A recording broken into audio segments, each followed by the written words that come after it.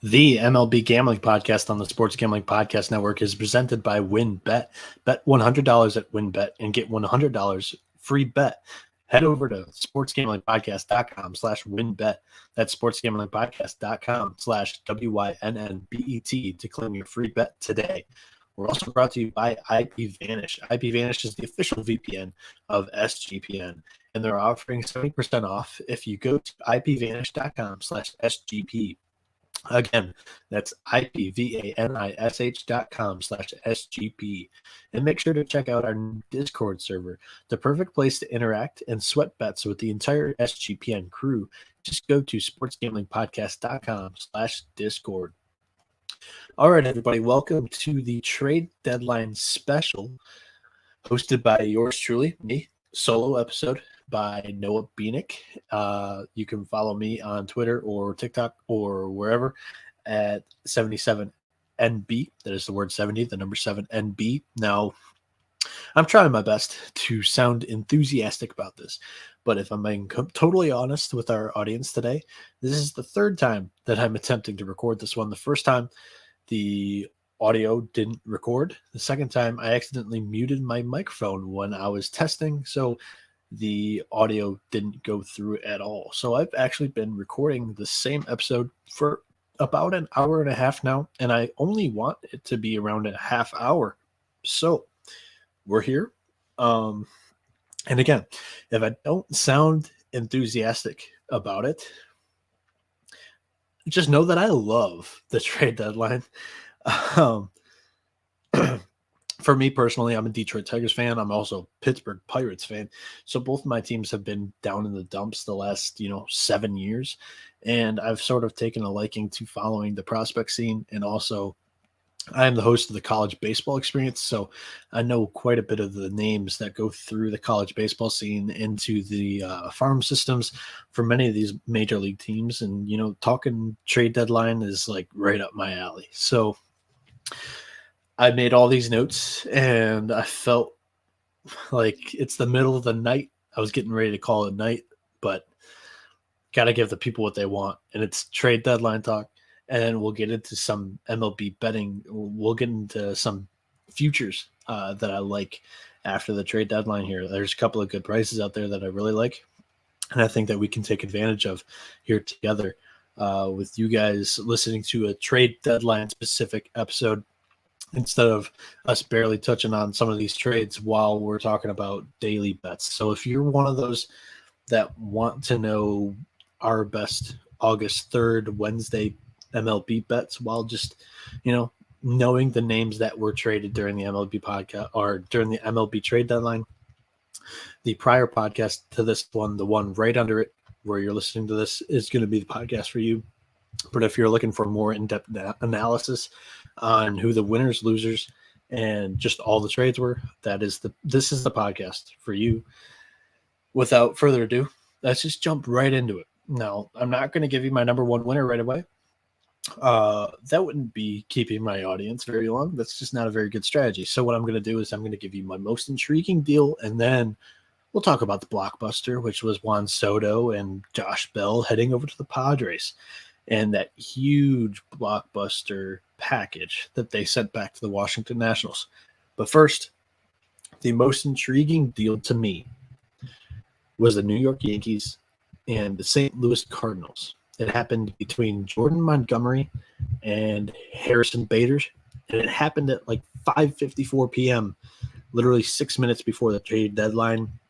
The Yankees traded away Jordan Montgomery, and this most perplexing move to me in the trade deadline. Montgomery has a 3.69 ERA, 97 strikeouts, 23 walks, a 110 whip, and 114.2 innings pitched. Why did New York trade away a pitcher that they probably needed down the stretch here? They're content with their four pitchers that they have in the starting rotation. They don't really have a fifth. If you want to count Domingo Germán, go ahead, but I don't think he's a steady number 5 in that rotation.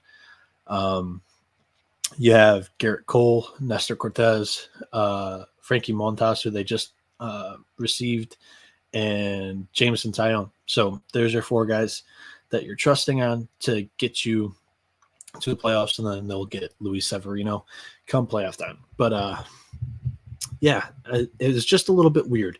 But the purpose of it is to get a very good defensive center fielder who actually hasn't played in nearly 2 months due to plantar fasciitis in Harris Bader. So the plan is that Harrison Bader will play in September. The Gold Glover outfielding will shift Aaron Judge back to right field. But honestly, I think this was a sneaky win for St. Louis. You acquire a guy in Jordan Montgomery who will start playoff games for you while opening up an everyday outfield spot for Dylan Carlson, who apparently you were so in love for that you wouldn't include him in a Juan Soto deal with the Nationals. So that was the domino that the Nationals wanted the Cardinals to include. The Cardinals just said, we cannot do that. Now, my voice is getting scratchy because I've already recorded basically 45 minutes of solo podcasting that didn't go anywhere. Hopefully the Wi-Fi is holding up. Hopefully the microphone has sound. Let me double check for that. Yes, it looks like I am talking into the microphone. Hopefully that's the case. We're going to go through it the full however long it takes. Let me grab a quick water break here before I tell you about our presenting sponsor, WinBet. Now, I may take a few water breaks in between because, hosting a solo podcast, the voice does get scratchy, at least for me anyways. I have huge sinus issues and allergies and stuff. But are you thinking about joining WinBet? Now is the perfect time for new customers to bet $100 and earn a free $100 bet. If you're betting baseball, you have to check out the WinBet's reduced juice in baseball games that makes them the best place to bet MLB. Plus, the WinBet Casino is always open 24 hours a day where you can get a 100% deposit bonus up to $1,000. There's so much to choose from, and all you have to do is head over to sportsgamblingpodcast.com/winbet so they know we sent you. That's sportgamblingpodcast.com/WINNBET to claim your free bet today. The offer is subject to change. Terms and conditions at winbet.com. Must be 21 or older and present in the state where playthrough WinBet is available. If you or someone you know has a gambling problem, call 1-800-522-4700. And make sure to check out our new Discord server, the perfect place to interact and sweat bets with the entire SGPN crew. Just go over to sportsgamblingpodcast.com/Discord. Okay. Stop bearing the lead, Noah. Let's talk about the blockbuster deal. The San Diego Padres. Now, this is the point of the podcast. I'm going to mention some futures odds. Now, the Padres are not one of the teams that I'm going to recommend to you guys, just because I think with all the hype around this deal, the markets have adjusted.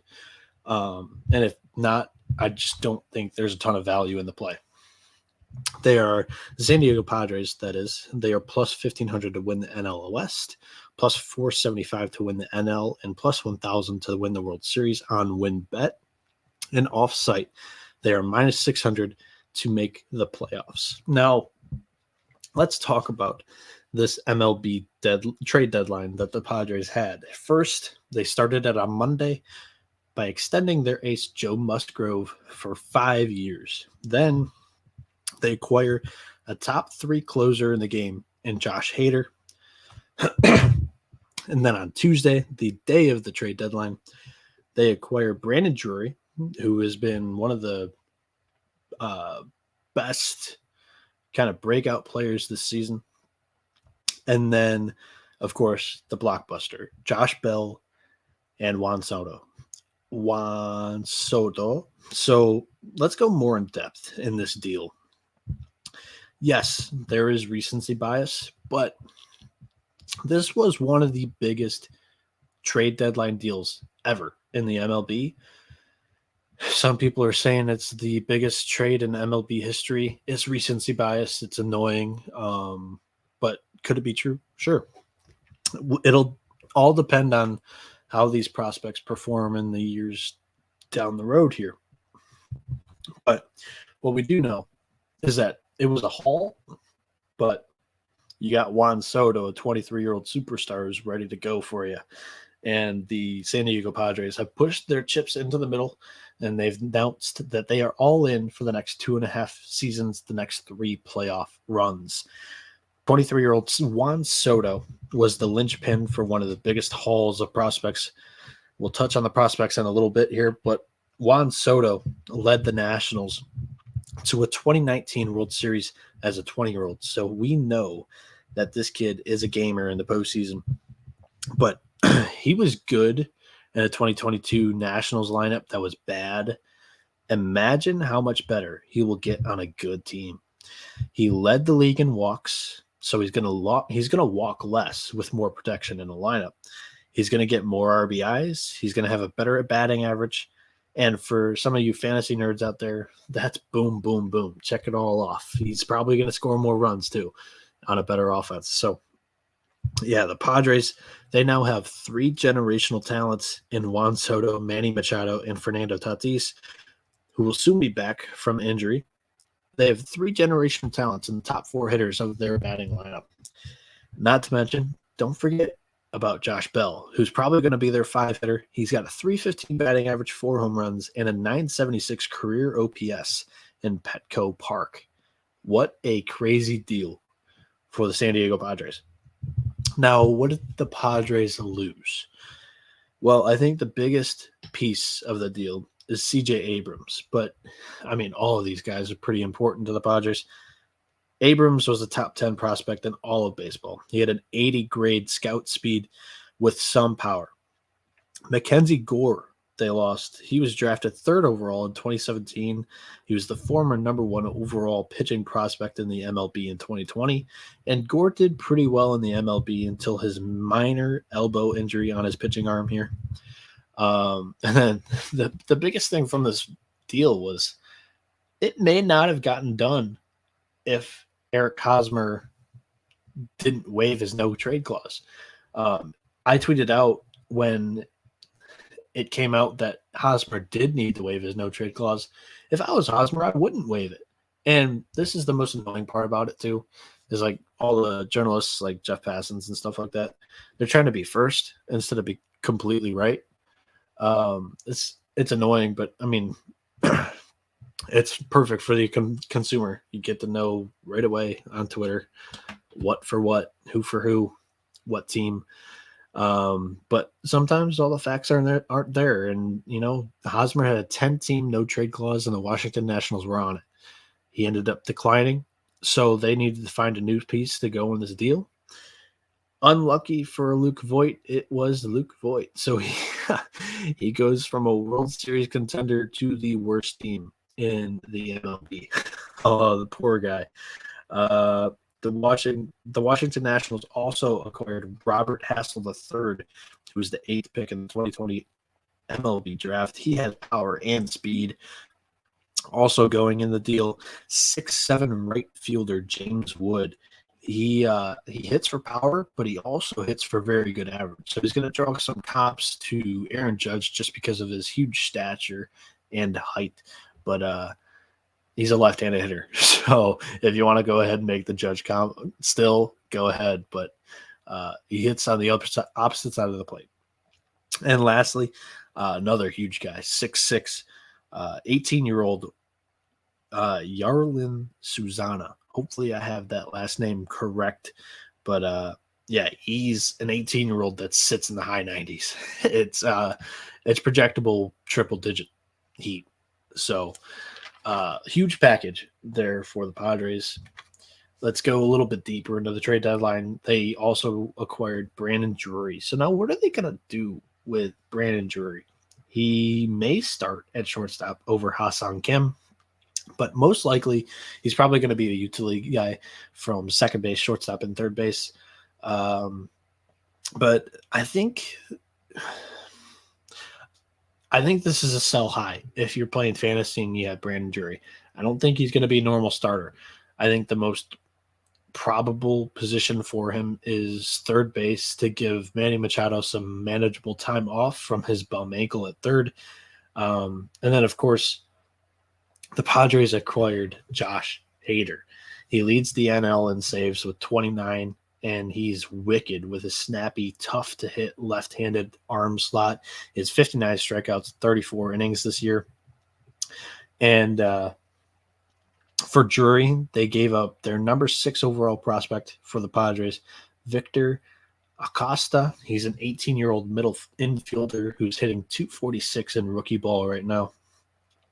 And then the Brewers, they received Taylor Rogers from the Padres. He's second in the NL with 28 saves. They also got Esteury Ruiz, who has 60 stolen bases, a 333 batting average, and a 1028 OPS in the minors this year. Also, Dinelson Lamet, who's a talented long reliever who had a 2.09 ERA in the 2020 season while being a starter. He was a main piece in that Padres team during the COVID season. I understand what the Brewers are doing here. We had on the podcast Scott Reichel on Tuesday's pod, giving out picks for the trade deadline day. Actually, I went 3 for 4 on the locks for the picks that I locked up on the MLB Picks sportsgamblingpodcast.com page. So still, I said it was like the worst day to gamble on MLB, but we did okay if you followed the picks that we gave out. Anyways, Scott's not as high on the Brewers' strategy and their organization right now, but I'm just saying I understand it. The whole purpose of moving Hayder is that he's a UFA after the season ends, after the postseason. So now they have a more controllable closer or leverage reliever, left-hander, and Taylor Rogers, who they're going to have for multiple years. And they grabbed some good prospects in the deal as well. So it, all in all, it avoids a deadly rebuild for a small market team. And trust me, I'm a Detroit Tigers fan. So we've been in this thing for like 7 years. We sold the whole farm and we've had nothing. And it's been tough, really, really testing me. I really want Al Avila out of the front office. But yeah, so yeah, I understand the move from the Brewers because they're not trying to tear it completely down, but they're also trying to preserve winning baseball for at least 5 more years. And that's what it's doing. It's avoiding a rebuild, but it's also boosting the farm for the short term.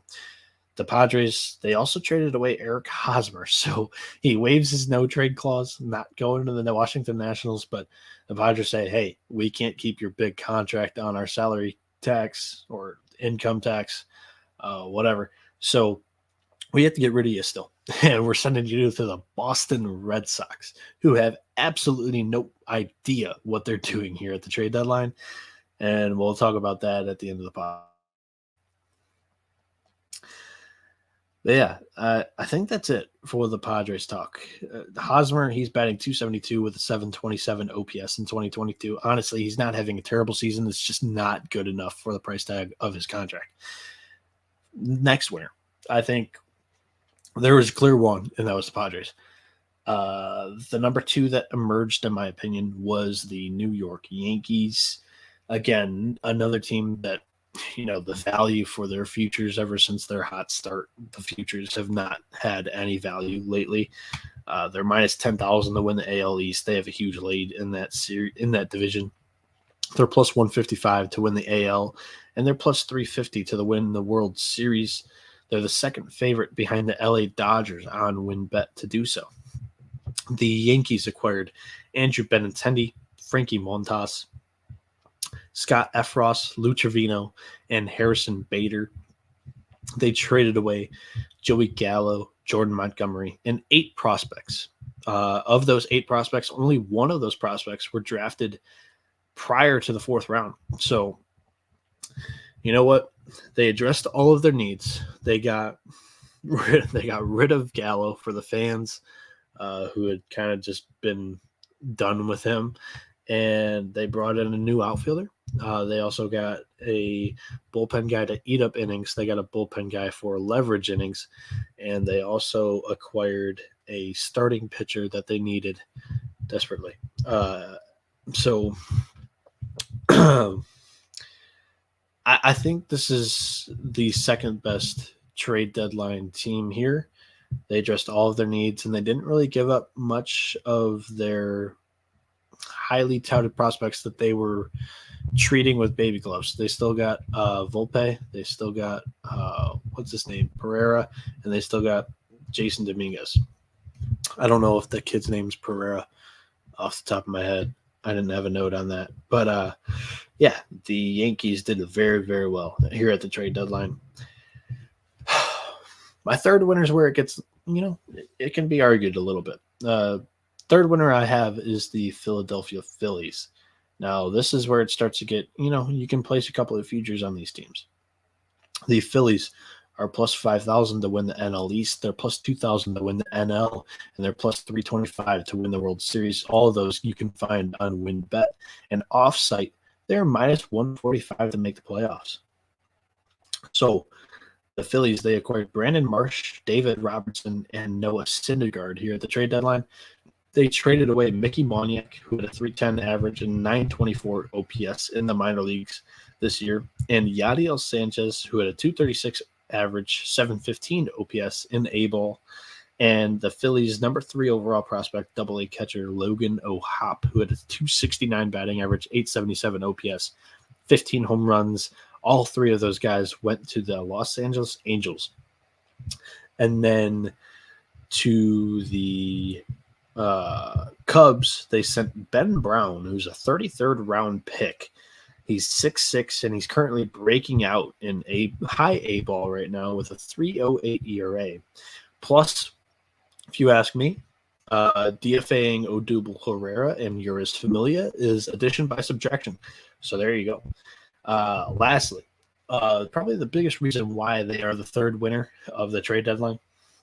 They have 11 games remaining this season against the Washington Nationals, who are by far the worst team in the MLB. Completely cleared house. All I have right now is Luke Voigt. So, yeah, I think of those 11 games, you should be able to win 7, and you're in pretty good position to make the playoffs. My fourth winner of the MLB trade deadline in 2022 was the St. Louis Cardinals. Now, this one gets interesting because ahead of them, it's the Milwaukee Brewers, and we'll touch on them a little bit. But the St. Louis Cardinals are plus 200 to win the NL Central, plus 1750 to win the National League, and plus 3,000 to win the World Series on WinBet. Off-site, you can get them at minus 145 to make the playoffs. They acquired Jordan Montgomery, Jose Quintana, and Chris Stratton. Montgomery will be their third starter. Quintana either fourth or fifth, depending on where they're going to have Dakota Hudson. But yeah, they also traded away Harrison Bader, Johan Oviedo, who had 14 MLB games in 2022. He had a 3.20 ERA, 26 strikeouts in 25.1 innings pitched, and Malcolm Nunez, who has a high ceiling in Double-A this year. He was hitting 255, 823 OPS, 17 home runs, 66 RBIs. So it seems also getting Jack Flaherty here come late August, early September. Making very good improvements to this roster. They're a winner, like I said, because the Brewers are in their division. The Brewers, my co-host of the MLB Gambling Podcast, Malcolm Bamford, he's not as high on the Brewers because the offense is just inconsistent. They're built around this bullpen, and they traded away their best piece in that bullpen in Josh Hayder. We saw the interview with Devin Williams. I think Devin Williams is going to be the next closer, and I think he's going to be fine in that role, but he didn't seem too enthusiastic knowing that Hayder had been traded away from the squad. So don't really like the whole mood, I guess I'd say, in that clubhouse over there in Milwaukee. So St. Louis, I think they're in a great spot. I think they could win this division. So plus 200 to win the NL Central, minus 145 to make the playoffs. Look at both of those bets. The selling winner. Now, all the winners don't have to be buyers at the trade deadline. I think the Cincinnati Reds did very good in selling this year. You look at They dealt away Tyler Naquin, Philip Beal to the Mets for right-handed pitcher Jose Acuna and center fielder Hector Rodriguez. They also traded away Luis Castillo to the Seattle Mariners for Noel V. Marte, Edwin Arroyo. They're both middle infielders, and they also got right-handed pitchers Levi Stout and Andrew Moore in that deal. They traded away Tommy Pham. Now, if you asked me if they would have gotten anything from Tommy Pham, I would have said no, but they were able to get it for a player to be named later. There you go. Bing, boom. Bada bing, bada boom. That's what I meant to say. Tyler Mahle. This was a heck of a package for Mahle. Not what I expected when Mahle got dealt either. Infielders Spencer Steer, Christian Encarnacion starred, and Michigan left-hander Steven Hajar. He was a University of Michigan guy, former Wolverine. I got a soft spot for him. And they also traded away Brandon Drury for shortstop Victor Acosta. The Cincinnati Reds, in my opinion, got so much better in this trade deadline. I think that, if some of these guys pan out, they could be ready in 23, 24. My second to last winner of the MLB trade deadline here was the Minnesota Twins. Now, at the end of the podcast, I'll give you my lock, but sneak peek, I do. It's really tough for me to hold in my lock for the entire podcast. I think the Minnesota Twins to win the AL Central plus 130 is one of my favorite bets here. They're plus 2,000 to win the American League. They're plus 4,000 to win the World Series on WinBet, all three of those. Off-site, you can get them at plus 110 to make the playoffs. Come on, plus 110. This team badly needed a bullpen, and they got plenty of help in the bullpen. Orioles, Jorge Lopez, their closer. They also got the Tigers leverage guy, Michael Fulmer. And they also got another starter in Tyler Mahle. Like I previously mentioned, I gave you the package that they gave to the Reds. But in the package for Michael Fulmer, Al Avila, the general manager of the Detroit Tigers, thinks he got an absolute steal, that he knows everything about everything. He got a double-A reliever named Sawyer Gibson Long, who has a 7.19 ERA. He's not even a top 30 prospect in the Minnesota Twins farm system. It's brutal out here in Detroit. But Twins got an absolute steal in the 2016 AL Rookie of the Year in Michael Fulmer, and he's been great in reinventing himself as a bullpen piece after a couple of injuries. So, yeah. And then also the package that went to the Orioles. They got right-handed pitchers, Yenier Cano, Juan Nunez. They got a lefty in Cade Povich, and they got Juan Rojas. Now, Povich projects to be a mid-rotation starter. Cano is a 28-year-old prospect. Yuck. And the O's have already sent down Nunez and Rojas to the Florida Complex League. Why do you even trade Lopez? What's the point if you're the Orioles? But the Twins, they're in a division that did jack shit. Now, the beginning of the season, the whole 7th playoff spot, the 3rd wild card spot, my ass. The Orioles, they sold. Like, that's a team that extra playoff spot was argued to be meant for, and they didn't compete for it. They sold their closer, and they sold the life and heart of their team that's been there in Trey Mancini for years. Then you look at other teams in this AL American League. The White Sox and Guardians didn't even do anything to compete for the wild card. It's like they don't even want it. Rob Manfred, don't piss on my back and tell me that it's raining, because you can't tell me. This is exhibit 1A of my argument that I made like 2 months ago against having the 7th playoff spot. It's stupid to have half of a league in the playoffs in a 162 game season. What's the point of 162 games if half the league makes the playoffs? It's so dumb. So dumb. So dumb. So dumb. But it was solely for the money and that extra playoff spot. Because they argued that the teams that don't normally get a shot to make the playoffs, and it would be the Baltimore Orioles. That team has been a dumpster fire for years now.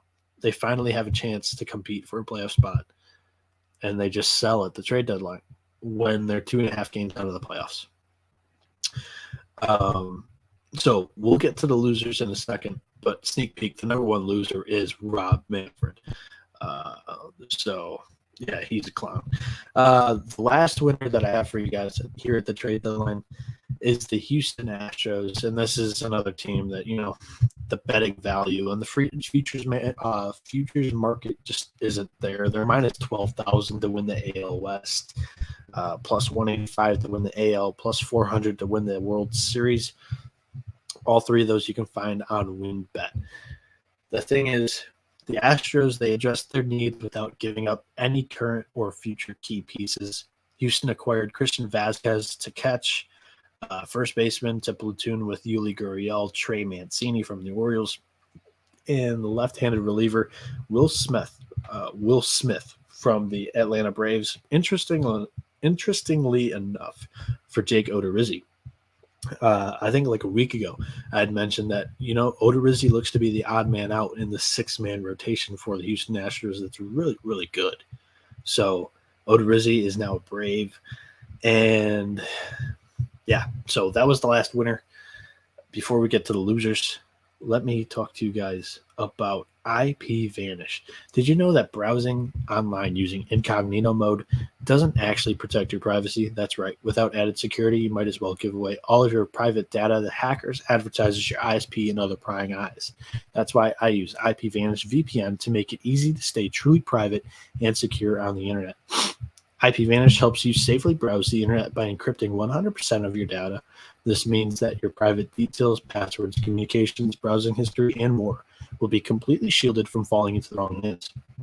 Even your physical location will be hidden. IPVanish makes you virtually invisible online, and it's that simple. You can use IPVanish on unlimited devices without sacrificing speed on your computers, tablets, phones, and even devices like your Fire Stick when you're streaming media. Whether I'm at home or in public, I don't go online anymore without using IPVanish. IPVanish is offering an incredible 70% off their yearly plan for our listeners with a 30-day money-back guarantee. That's just like getting 9 months for free. IPVanish is super easy to use, and all you have to do is tap one button and you're instantly protected. You won't even know it's on. So stop sharing with the world everything you need, everything you search for, and everything you buy. Take your privacy back today with the brand rated 4.6 out of 5 on Trustpilot. So go to IPVanish.com/SGP and use promotional code SGP and claim your 70% savings. That's IPVanish.com/SGP. Plus, one more. Have you heard about Odds Trader yet? Odds Trader, if I had to sum it up for you perfectly, it's like ESPN for sports bettors. Are you wanting to find the best price out there, like for an underdog of the day when you're taking the Baltimore Orioles at home because they cover the run line the most out of the MLB at home? Well, if there's one sports book that offers plus 120 on Baltimore to win the game, and WinBet is offering plus 140 to win the game, Odds Trader is going to show you that. They're going to show you all the sports books that you're interested in and what books offer the best price. But it's also ESPN because it gives you play-by-play updates, live scores, box scores, player stats, key game stats, and even stuff like a bet tracker to allow you to keep track of how much money you're winning based off of what prices you're able to get out there. So if that sounds interesting to you, go to oddstrader.com/Blue Wire. Odds Trader is the number one site for all of your game day bets. That is oddstrader.com/BLUEWIRE. Blue Wire. All right. So now I've saved my losers for last, but we're also going to go through a couple of notable trades. So that's not technically true. I already kind of mentioned some of my losers. I kind of have to start with the White Sox. If your general manager, Rick Hahn, is going to fall asleep in a suite at your baseball game during the MLB trade deadline, you're a loser. So he fell asleep at a baseball game. You just can't do that, especially if you're in the front office like Rick Hahn. The Guardians, they're a loser for literally doing nothing, just sitting on their thumbs and not making a single move. You're a loser. And then lastly, my last loser of the trade deadline is these poor Baltimore Orioles fans. Baltimore finally somewhat looked good, but instead of competing for the 7th stupid playoff spot, they sold for a pitching prospect, Seth Johnson, who's currently undergoing Tommy John surgery. They sold for 2 single-A prospects, Chase McDermott and Cade Povich. They sold for 2 rookie ball prospects, Juan Rojas and Juan Nunez. And they sold for a damn 28-year-old rookie, Yenye Cano, or whatever his name is. I feel for you, Orioles fans. As a Tiger fan, I feel for you. It looked like you guys were competing above expectations and were in the running for a playoff spot. And you sold. You were 16-9 in July. You were 2.5 games out of the playoffs, but your general manager pulled the trigger on that new golden retriever puppy that you guys thought you owned. You sold. And he sold for a bunch of players that aren't going to be ready aren't going to be MLB ready for 2 to 3 years. This team was ready to go, ready to win. And he got 2 A players and 2 rookie ball players. They're not going to be MLB ready, maybe at all, but if they are, it's 2 to 3 years down the road. He sold in 2022 to maybe win in 2025. That's what it is. So, sorry, Baltimore Orioles fans. It happens. Lastly, I don't know if they're losers, but I have no idea what the Boston Red Sox were doing on Monday and Tuesday. Absolutely no idea. And I'll include them in this segment. I don't know if they're losers. How did Chicago, the Cubs, not trade Wilson Contreras? They better think that they're going to go out there in the offseason and re-sign him. Arbitration is going to be tough. And Ian Happ could have went too. So hopefully, for their sake, they get to re-sign him. Before we end the podcast here, let me touch on the other notable trades from Monday night and Tuesday that we probably touched on the podcast somewhat, but not really in depth. So I'd like to list off a couple of stats on the key names from these deals. The first one, the Toronto Blue Jays. They acquired Anthony Bass and Zach Pop from the Miami Marlins. I've actually had the pleasure of meeting Anthony Bass once or twice at Wayne State baseball camps. He was a pitcher there for Wayne State, and I went to those camps because Alan Trammell and Lance Parrish were coaching at them, and they brought in former or current MLB players like Anthony Bass. So cool guy, and good to see him being an important piece here at the trade deadline. And I get to talk about him, former Michigander. Those 2 guys went to Toronto. Toronto sent Jordan Groshans, who actually is not having his best year right now, but he's normally a better hitter for average. He's hitting 250 right now with a 644 OPS. So It's probably good for him to get out of Toronto. He's a shortstop. He would have been behind Bo Bichette for most of his career, so let him go somewhere else and see if he's able to like raise his ceiling a little bit and get into the MLB and make some noise. Next deal, the Boston Red Sox, they acquire Eric Hosmer from the Padres. Hosmer's hitting 272 with a 727 OPS. I don't think that the Red Sox are going to have to pay much of his salary. I think the Padres are going to end up eating most of his contract. So shouldn't be an issue for the Red Sox. I don't know if they're buying or selling, but they at least have a first baseman for the next 3 years. The Atlanta Braves, they acquired Raisel Iglesias literally at the trade deadline mark. It was like 5:59 and 40 seconds when this one got announced.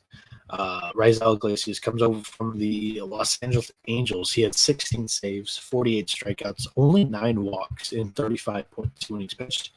The Toronto Blue Jays, again, it was right there with the Raisel Iglesias deal. They acquired Whit Merrifield from Kansas City. Now, he's not having his best year either. The biggest question with him is, will he get that vaccine? He's getting traded to a contender, so I don't think it's going to be a problem or an issue for him. So it just turns out, hey, if you're a good baseball team, you can convince a MLB player to get the COVID-19 vaccine. He's hitting 240 right now with a 643 OPS. My on the field question, other than the vaccine question, is, does he fit in with the Toronto Blue Jays? He's another right-handed hitter, and he's a utility player. He's better than a utility player, but he plays second base, shortstop, third base, everywhere in the outfield for you. So he's going to be an everyday player, changing up positions. But who's he swapping in for? You got all these right-handed hitters in the Toronto Blue Jays lineup. You needed more of a left-handed hitter. If you're going to go out there and get a position player, you probably needed a starter more than anything. You didn't get a starting pitcher. So it's a little bit tough for the Blue Jays fans out there. Seattle Mariners, they acquired Kurt Casale, and left-handed pitcher who hasn't even thrown a single inning yet this year, in Matt Boyd. He was a former Tiger, and he was on the he was in trade deadline talks for like his last 3 years here in Detroit. So frustrating that we couldn't even get a box of rocks for Boyd when literally he didn't play. He didn't pitch a single pitch during the 2022 MLB season, and the Giants are able to get something out of him. Just embarrassing for the Tigers front office. Milwaukee Brewers, they acquired Trevor Rosenthal from the San Francisco Giants as well. The New York Mets, they acquired Darren Ruff from the San Francisco Giants. There you go, Dylan Rockford, co-host of the MLB Gambling Podcast. You got your right-handed power hitter in Darren Ruff, and your left-handed power hitter in Daniel Vogelbach. Both guys probably bench players, platoon hitters, pinch hitters. But, you know, they are good bats. And the Mets, they sent over J.D. Davis to San Francisco. The Atlanta Braves, this one was interesting. I'm actually surprised that the Detroit Tigers were able to trade Robbie Grossman. He goes to the Braves. He's brutal against right-handed pitching. He's got like a 150 batting average. But against the left-handed pitching, he has like 1,000 OPS. So, again, it's hard to say the Atlanta Braves GM's name. It's like Alex Anthopoulos or something like that. He, again, makes one of these interesting late trade deadline moves. Last year, he acquired like 4 outfielders. This year, he goes out there and gets Robbie Grossman. He'll be a platoon guy going up against left-handed pitching. We'll see what he does for the Braves out there or down there in Atlanta. The Milwaukee Brewers, they acquired Matt Bush from the Rangers for Mark Matias and Antoine Kelly. The Boston Red Sox acquired White Sox catcher Reese McGuire. The Chicago White Sox didn't trade for a single player. They decided to trade away their backup catcher. And is Yasmani back from injury? Do they have Yasmani Grandal right now? What is going on over there? The last trade that I wanted to mention, interestingly enough, it's between two non-contenders for the playoffs right now. The Arizona D-backs acquired third baseman Emmanuel Rivera from the Kansas City Royals for right-handed pitcher Luke Weaver. Now, probably my only analysis from this one is good for Rivera to get out of Kansas City because he's behind Bobby Witt Jr. It's probably not going to get much chance there. So good luck in Arizona, Emmanuel Rivera. I never quite know how to end these podcasts when I'm just running solo. A lot of times I was just rambling at the end of the college baseball experience podcasts. So I think I'm going to end it with one lock. And my one lock, skin the cat however way you want to do it. Take the Minnesota Twins, whether it's to win the AL Central or if you go out there and find the plus 110 to make the playoffs. I really like the Minnesota Twins because the competition in their AL Central division didn't do anything here at the trade deadline. The Chicago White Sox didn't acquire anybody. The Cleveland Guardians didn't acquire anybody. Tigers sent away two of their, they sent away two rental players basically. And the Royals sold a little bit. They got rid of Witt and Andrew Benintendi. So I think that the Twins right now, they have the best value out of the teams that I gave out. The Cardinals, they're another one that I really like. I've talked about them during the All-Star break as well. So hopefully you took them then. And the value is still there right now here at the trade deadline. So Twins is the lock, though. Just go with plus 110 to make the playoffs. We'll see if they can. I mean, they should be able to make a wild card spot too, but I think they could win the division here. Again, rambling like always. Follow me on Twitter or TikTok or wherever at 77NB. That is the word 70, the number 7NB. I'm also running the MLB Gambling Podcast Twitter account at MLBSGPN. And wherever you listen to this podcast, whether it's YouTube, subscribe, please. Or if you're listening to Spotify or Apple or wherever you listen to your podcasts, leave a like, ratings, review, subscribe to the podcast because it does way more than you know, and it helps behind the scenes, and we greatly appreciate it. So thank you guys very much for listening to me ramble about the MLB trade deadline. And yeah, I think that's it for me to go. Adios, amigos. I'll talk to you guys soon.